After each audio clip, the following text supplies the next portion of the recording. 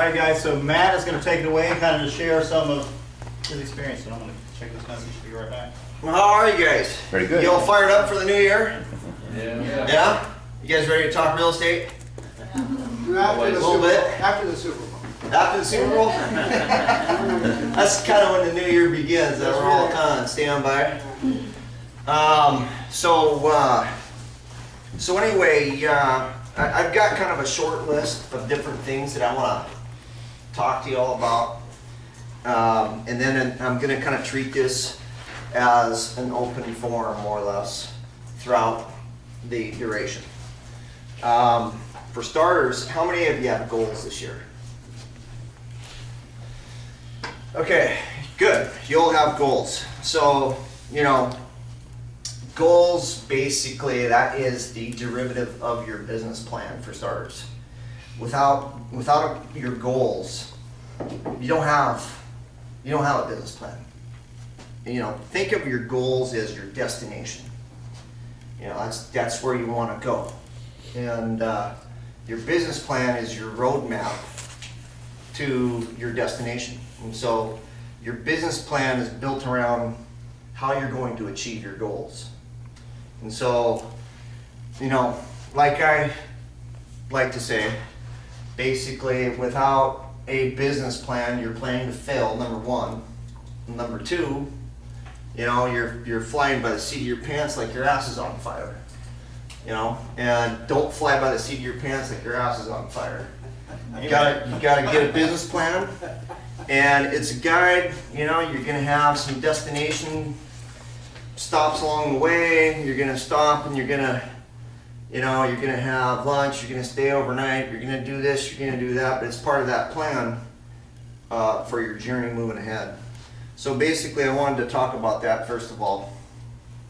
Your business plan should be designed around farming. Our business model is, it just simply works best if you have a farm there that you're going to cater to. And I've watched so many agents over the years, basically, they'll send out a mailer in one neighborhood, phone doesn't ring, then they, oh gosh, I just spent a lot of money on this mailer, it didn't work, and I guess I'm going to try another neighborhood. So they try another mailer in a different neighborhood, and that doesn't work. Well, they get one or two calls. Well, maybe that's not the right neighborhood to be farming. So they then try another one over here. Don't do that. You're basically you might have the pedal to the metal, but you're just spinning yourself in circles. You're not going anyplace. Once again, stick to your roadmap of where you're going to and what your destination is. You've got to have a farm. Pick a viable community that has a decent rate of turnover. Pick a geographical area that has enough density to support the amount of business that ultimately you're going to be doing over time as you build that business. And because ultimately your goal should be, I want to acquire 20% of the market share in this vicinity here. And so therefore that means that for every one of 5 listings that are going to be coming on the market are. And don't you have over 30%? Yeah. Yes, you do. And so 30% is about my average, actually. But anyway, and then you just have to. So basically, think smaller, geographically instead of bigger. And you don't need. If you're a drummer and you don't need this huge drum set with a bunch of different drums. You need one drum, and you just need to hit that one drum as hard as you can and as frequently as you can, and that's all you need to do to make a bunch of racket, to make a bunch of noise. And so, that one farm, and here's what's going to happen out of that. Basically, you farm in that one area, you sell, lots of different houses in that one area, and then it's going to spawn and create other business for you in those surrounding areas. And then you're going to be getting a lot of referral business out of it, and everything else is going to fall into place. Go ahead. How big is too big? 2,200, is that Overreaching? No. No, I would basically 2,500 to 4,000 residences.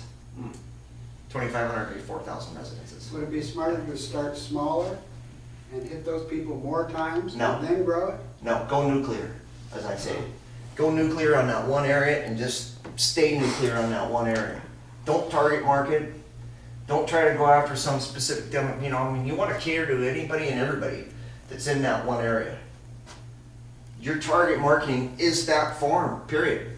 You're not picking and choosing, well, I'm gonna send this, or a little bit of this, a little taste of this, a little of that. No. Just hit it all at the same time, keep it simple, stupid, and just hit it hard, hit it well. And so, Well, because 2,500 is a big chunk.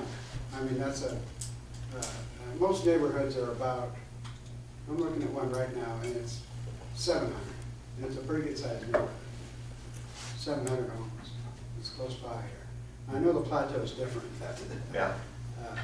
2,500 is, Well, the key, which they even suggested, is make sure you can afford to do it every month.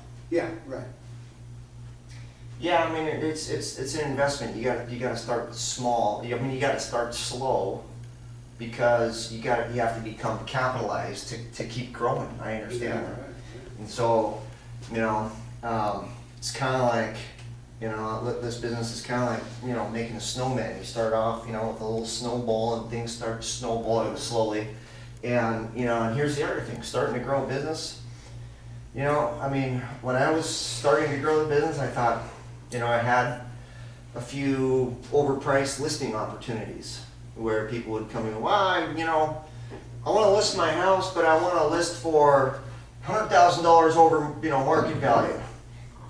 Right? You know, I mean, we've all had some of those. Do you list them? You know, well, here's the thing. Getting started? Yeah, absolutely. Take that overpriced listing. Get your name out there. Get a sign up. Because that sign up, if you're working from scarcity, okay, get a sign in the ground, get your name up there, get some calls coming in on it. It might foster, you know, 2, 3, 4, 5 other pieces of business potentially out of that. Now, whereas if you've got, you know, suddenly 10 different listing opportunities flying at you, naturally you're not going to have time to take on a listing that you know, you have a seller that wants to be way above and beyond what the, you know, market value of the property is. So, What happens when that doesn't sell though? Does that hurt your standing in the neighborhood? no, not really, you know, because, yeah, I mean, there's a negative with that, yes, but the fact is that, you're not, you know, I'd put it this way, getting started, I would take it. I wouldn't shy away just because ultimately, here's the other thing that could happen with that. The seller's finally gonna figure it out, right? And then they're gonna, if they're motivated to sell and they have a true blue need to actually sell their house, what are they gonna do? They're gonna lower the price, finally, and keep lowering the price until finally it sells. And so, anyway, you know, I would just make sure that they understand the fact that, okay, hey, look, you want me to, you know, market your property. I'm gonna spend a lot of money marketing your property because this is everything that I'm doing. So you need to know that, hey, we, first of all, we're way overpriced. Second of all, even if we procure a buyer for something of this amount, if the buyer is getting financing and their appraiser comes in here and appraises it, you know, we're still stuck because the property's gonna not appraise for what we've maybe procured a buyer for. So we still have that obstacle too. So even if I'm so good to basically find your buyer to pay $50,000 over and above what fair market value your home is, you know, there's other obstacles. But anyway, and then just say, look, you know, in the event this doesn't work out and I'm not able to sell your property, because I'm not going to make any promises at this point.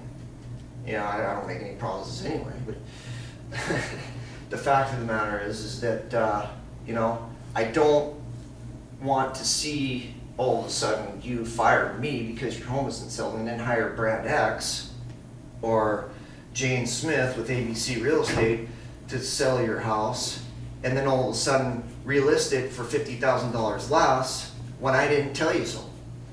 You know, so if you want me to go ahead and put forth all my time and energy and money into selling your property, you know, give me the opportunity to get it sold ultimately. And so if it doesn't sell at this price, you know, 6 months from now, when you relist, you know, it just, I can go on and on, but anyway. Do you ever put price reductions in the listing agreement? Like every month or, you know, whatever it might be? No. For short sales, you do that. Matt's exactly right on this point here. I never lose a listing because of price. It's the homeowner. They choose the price on a listing there. Well, when I go into get agreement to market the home, they're hiring me because of my marketing thing. I'll give them a recommendation of what I think the price would be, and I have those same direct conversations. They want to list high, like, that's fine. You're in charge. This is the marketing I'm going to provide you. If you want to list high, we can do that because it's your home and you get to make the decision. But I do tell them, don't get mad in a month if it doesn't sell because I told you where things should be, and then fire me and hire somebody else to do a price drop. Just, you know, look them straight in the eye and say, you've got to give me a chance at that price if you're going to do that, because I've got the best marketing out there. Exactly. So it's having those things. I never feel bad when somebody says, well, hey, you know, you had that home around the corner, it didn't sell. We all know it's overpriced. You know, I'm sitting in here with you, the neighbor, showing you what the comps are. I showed them the same thing. And if you want to go call and ask Bob and Alice or whoever it was, they'll tell you I told them a lower price too. I'm here providing the best marketing package, but nobody can make anybody spend $100,000 or $50,000 over market value, you know, because people are very educated. I'm here to market and sell homes, so I never take it as a personal thing if I list a home and don't sell it because it was overpriced. That's the homeowner's decision, not mine. I would not sell last year, but it wasn't because it was overpriced, it smelled like a cigarette butt. That's it. Yeah, so I finally fixed that, and I got it all figured out, and then that was months later, and then they said, all right, well, it didn't sell, so we're gonna cancel, listed somebody else, sold in 2 days. Okay. Normally, I don't care. You know, well, I shouldn't say that. I mean, ultimately, I mean, 9 out of 10 listings that I get, they're listing for the price that I'm recommending. Anyway, and so, and I'm not worried about what somebody else is recommending, what they list for. I don't care. You know, I really don't. I don't. You know, it's kind of like, I just kind of, I'm not trying to race anybody else. I just race my own race. I'm trying to get around the track the fastest I can. And so, you know, basically, you know, that doesn't influence whatever I'm recommending to a seller or what they should be listing for. It's based merely on the fact of what I believe that their fair market value is and what's going to put them in the, you know, best place to acquire their best result in terms of selling price and getting the most for their home that they possibly can. So anyway, and that's the other thing too, you know, and because of that, you know, if you look at my average statistics, I don't have it on this marketing piece. If you look at my average statistics for what percentage of listings that I'm selling versus the average there in the form that I have, you know, I've got the highest percentage of listings sold versus listings that I took. Number one. Number two, you know, I'm also selling my listings for normally, generally, you know, higher than my competition for like kind of property, which may be the same floor plan, be built by the same builder in the same immediate neighborhood, so on and so forth. And so, you know, and it's because I'm basically implementing the right strategy. It's about, you know, as I sometimes just kind of put it in layman's terms to folks, if here's your fair market value, you price it here, which is above fair market value, you're basically in the supply zone. And you're perceived as being overpriced. If this is fair market value, and you price it right in here, okay, right beneath or just right at fair market value, then you're in the demand zone and you have a perception of value. And we all know listings that sit on the market forever and a day end up having to go through price reductions or end up selling for less than what they could have had they just priced it right out the gate, because they created that perception of value and priced it adequately where it's gonna capture the attention of the market, of the buyer pool, active buyer pool looking in the marketplace to get their best result. So, you know, and sometimes it's difficult, I know, to, you know, get sellers to understand that. They just don't get it. They shoot themselves in the foot by overpricing.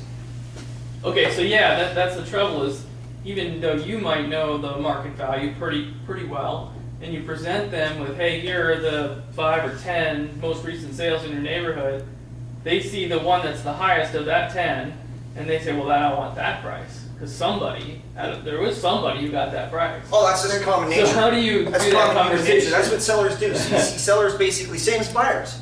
Buyers will say, hey, well, these, you know, look at these sold statistics here.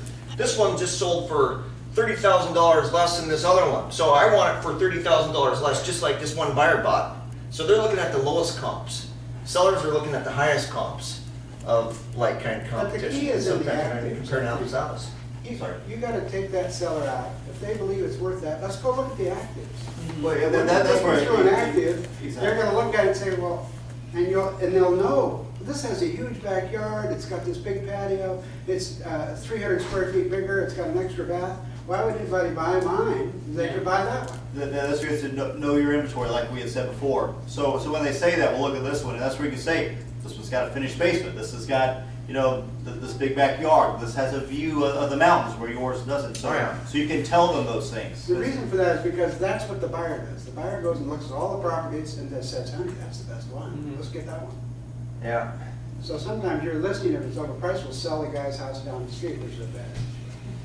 Yeah. You know, and you know, and our marketing can do wonders. You know, Matt has done, you know, amazing things. So many over asking price. I mean, what is that, Aspen Meadows up there in Issaquah?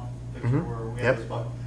There's a neighborhood in Issaquah with some Bucking homes that Phil McKenzie, who owns one of the local appraisal companies, he actually had me list his home because I've known him for a long time. In that market, not a single home had sold for over $1 million. It includes Kathy Santiago with Windermere, and there were John L. Scott agents and CB Bain agents. I took that home, sold it for over $1 million with multiple offers like that. A sign call came in there, which Victor took. He took one over that was listed with CB Bain. They had it for 60-some days, never got an offer. Victor listed the home, sold that one for over $1 million. In 6 months, the only company to sell any homes up there for over $1 million are the Cascade Team. And there's CB Bain, Windermere, John L. Scott, all selling in, and they're all in the 900s, and we're over $1 million because of our marketing. We outmarket all those guys. So, you know, it's leveraging that along with everything as well. Didn't mean to steal your thunder there, man. No problem. I don't think he cares. We've done this many a time. You can sit up here if you want. Any other questions on that part of it? I do want to make a comment if I may. Yeah. 99% of the problems you run into are in your head. Yeah. 99.9% of the problems. They are. It's mental. Nobody says things to you. If you do the job right, make a proper presentation, the things you're talking about, nobody's going to say them to you. Most salespeople invite those kinds of things. You can take 10 salespeople and they'll tell you each of them gets a different objection because they go in with that in their own head and they can bring it out. So Well, and that's when he says he doesn't care, that's a secret. That's a good point. I mean, here's the other thing too. I mean, an old saying, "Loose lips sink ships." You know, you don't need to say. Sometimes, I mean, you have to be able to read your client. You know, and it's just like, I mean, the fastest listing presentation that I ever went on, that I just basically, somebody I didn't know, somebody that did not come recommended to me or nothing, anything, basically about 10 minutes. I was in and out of there in 10 minutes. I had them, they were ready to sign. I could read that they're ready to sign right now. They're ready to go. And I didn't need to do anything. I don't need to waste any other time. Basically, I told them what their property, what I was going to market it for. Okay, they're ready to go. I was out the door, you know. And so, and same thing when you're going through your listing presentation with folks. if their eyes are glazed over and, you know, you're just boring them to pieces, it's time, and you know you have them, it's time to just close the book, you know, and set your timelines and go, because you got the deal, you know. And so anyway, and that's time management as well. But My record is 17 minutes, I gotta work on it. By the way, I left there and had Janet go back and pick up some paperwork, because I had to go somewhere else and you got licked by the cat or something like that, remember that? Yeah. so anyway, Easy. you know, that's basically, and let's talk about listing presentations real quick too. It's one thing to get the phone ring. It's one thing to get the leads. You know, we all want to base. We're all, you know, I was talking about farming. Okay, where are our leads coming from? First of all, but once the leads come in, then it's like, oh gosh, you know, I have a listing presentation, and you're nervous. You know, we all get nervous for listing presentations. Okay, but after you do them over and over and over and over and over again, it's just kind of like, now I knock on the door, going to a listing presentation, I'm not even worried about it. I'm thinking about what I'm going to be doing after my listing presentation. I'm thinking about, okay, I'm going to go here, I'm going to go there, you know, and so that just comes with repetition. And so those butterflies, when you go meet and greet folks, you know, if they exist, that goes away over time. And so anyway, going into somebody's house for the listing presentation, the first thing I'm going to do, I'm going to take control. I want to take control. I don't want to basically, oh, come on in here and sit down. Then you're sitting there and you're, you know, sitting in front of the Mr. and Mrs. and they're grilling you, you know, and it's just, you're stiff, you know. And so basically, what you want to do when you walk in the house, you want a tour. I learned that from him. And I went on a couple listing presentations with Carrie when I first came here, and basically, you know, I thought, I like that style. So anyway, he basically said, yeah, I want to go for a tour through the house. And so we went for a tour through the house, and I like to take a lot of notes because it makes, you know, whomever you're presenting to, like, think that you care about all the little details of the house. And as you walk through the house, you might see something of resemblance there inside the home there that, you know, is something that you may have in common with them, or a place that they've been. So you kind of, it's a great way to break the ice and create some rapport with your client as well, you know, your potential client. And then basically go through and take an inventory of everything in the home, all the upgrades, condition, make any recommendations, you know, hard wash, power wash, all the hard surfaces outside, clean the carpets, touch up paint. You know, I like to say low cost, high value. Low cost, yeah, I like to try to focus on the low cost, high value things in terms of preparation, preparing your home for the market.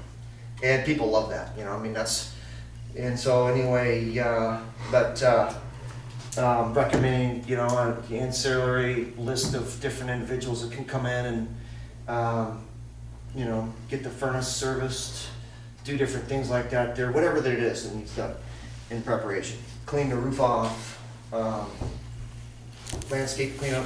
But anyway, so you get done doing that, and then you sit down, and then basically you start going, you know, maybe see if they have any questions for you. Once they have, you know, they may ask you a few questions that may develop the next topic of discussion there that you can go into. I like to talk about timelines.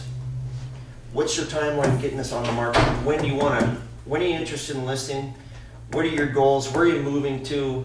When you need to be out of the house, and et cetera, so forth. And then normally, what's their number one question? Anybody know what a seller's number one question is? What's the price? Yeah. What's my home worth? Okay, so then I start going through. All right, well, I didn't see the house before I got here, so obviously I pulled a statistical market analysis.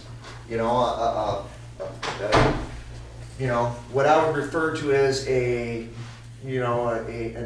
current market analysis or comparable market analysis is going to be more touchy-feely, like what I'm doing here after I've taken a tour of the house. And so, you know, of this list of comparables that I brought here, based off the statistics, these are your best comps right here. And so this one right here, those sat on the market for, this one, and then this one here that just recently sold, it's the same floor plan, same builder, just reverse plan, just down the street.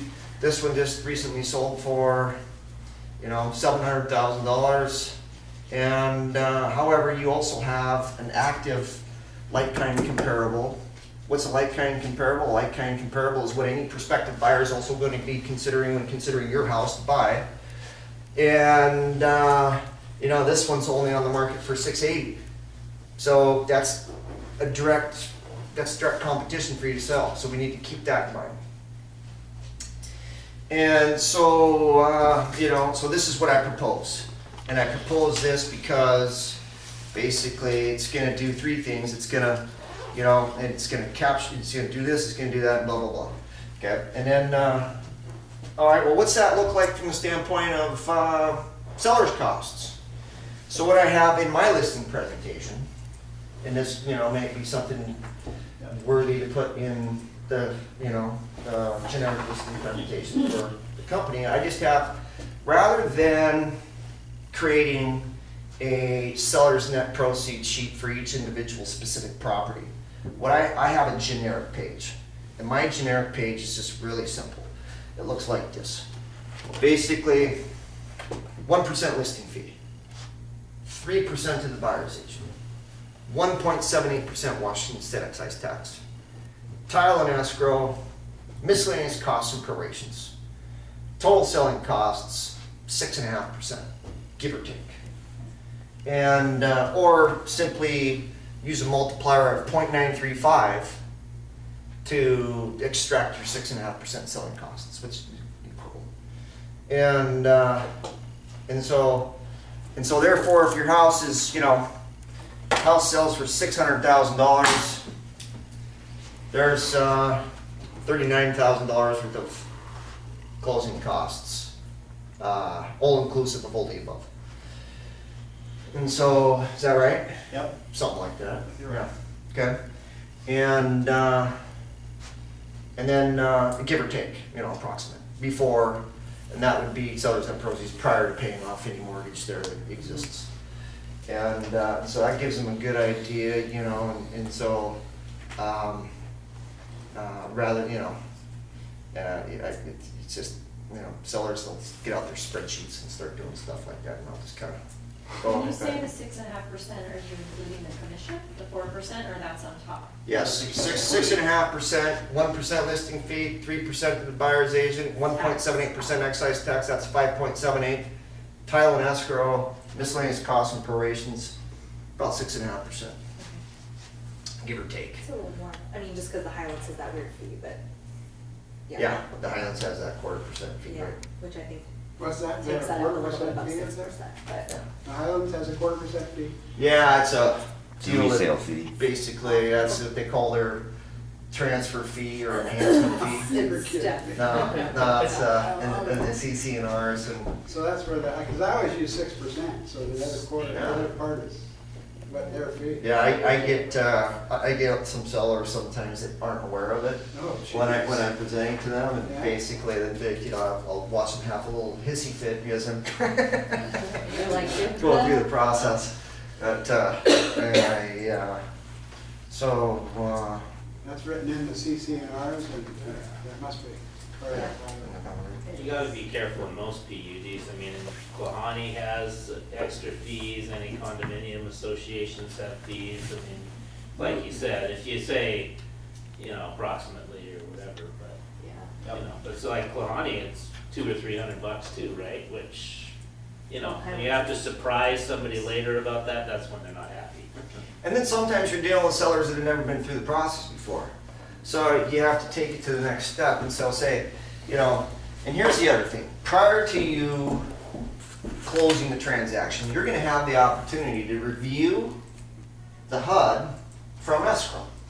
So escrow is going to email you a HUD, which is gonna have an itemized breakdown, of all these costs conclusively, in detail.